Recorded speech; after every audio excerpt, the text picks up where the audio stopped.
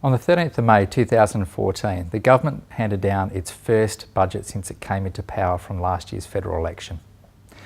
Now, before we talk about the measures that have been announced, it's really important that you understand that at this point, the majority of these measures actually aren't law, and they'll still need to go through a process before they do come law, and they could actually change.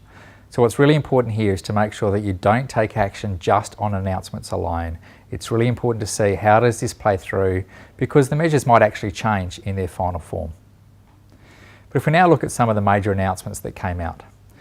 In the lead up to the election, one of the things that you might remember is that the government made a commitment to make no negative unexpected changes to the superannuation system, to give people more certainty about how it would play out into the future. And to a large extent, the government has actually delivered on that promise. There were two announcements that were made in relation to superannuation, though, that are important to be aware of. The first of these is in relation to super guarantee, so the compulsory amount that your employer put into super for you.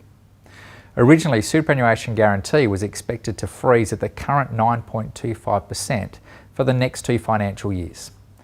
However, as a result of some legislation not getting through Parliament, what the government has now committed to is that super guarantee will increase to 9.5% from the 1st of July 2014, but it'll then stay at that level for 4 years, before gradually increasing and returning to the proposed 12% level from the 1st of July 2022.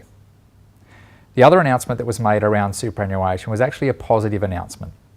And this arises where you potentially could make some after-tax contributions into superannuation. And what happens for some people is there is a cap that applies to the level of those contributions, where if you exceed that amount, you can get hit with a penalty tax of 46.5%. And unfortunately, there's very little you can do to avoid that.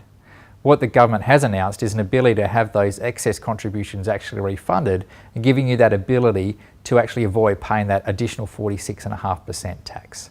They're still looking to consult with the industry as to how exactly it will work, but it's looking to apply to contributions made from the 1st of July 2013. In relation to taxation measures, the government has delivered on one of the announcements or one of the pieces of speculation that was talked about in the lead up to the federal budget.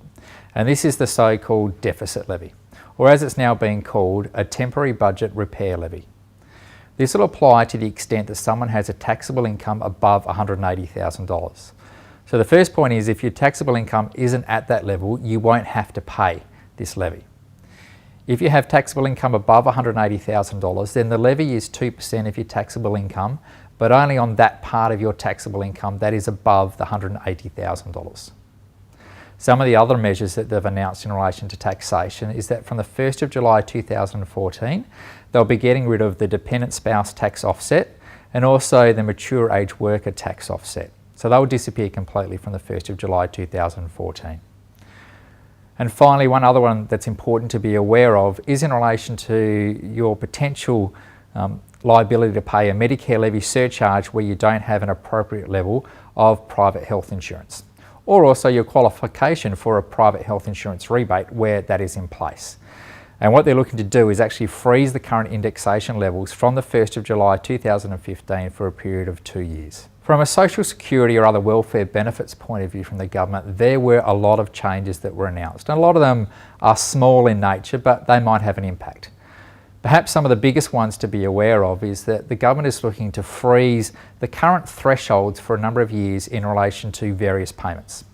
So in relation to family tax benefit payments, the government's looking to freeze the current thresholds from July 2014 for a period of 2 years, which means that they won't increase, or the amount of payment that you can get won't increase over the next 2 years. For non-pension payments, so things such as a New Start allowance, the current thresholds will be frozen from the 1st of July for a period of 3 years. And for pension payments, such as the age pension, the freezing of those thresholds will actually come into effect from the 1st of July 2017 for a period of 3 years also. The other important one to be aware of in relation to social security is the government has again reconfirmed their commitment to lifting the age pension qualification age to age 70.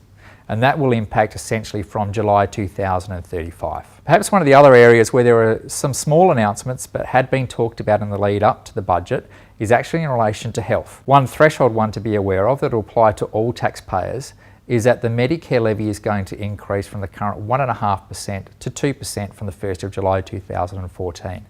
Now that's not an announcement in this year's budget, it actually came out in last year's budget with the introduction of the National Disability Insurance Scheme. But it's very important to remember that that will still come into effect and will have an impact on everybody. Another measure that's coming into effect is actually the effective removal of bulk billing when you go to see a doctor. What's going to come instead in place is essentially a $7 gap payment. So you'll have to pay something when you do go to see a doctor where you might not have had to do that in the past. And the other piece that's coming in as well around that is also some changes around optometry services. So there's actually a reduction in the amount of funding that the government provides to those, which will drive up the cost. And also they're actually removing a ceiling that people can actually charge for providing those services. So whilst it's not you go to see your doctor, it's important to be aware there are some other things that have come through. When you look at all these measures in totality, there are a number of small things that could impact a lot of people. It's really important, I think, in this context to make sure that you're getting advice as to how these things could actually impact you. And perhaps there's never a better time to actually go and speak with a financial planner to work out how can you make sure that you can plan appropriately for today, but also appropriately plan for the future and for your retirement needs.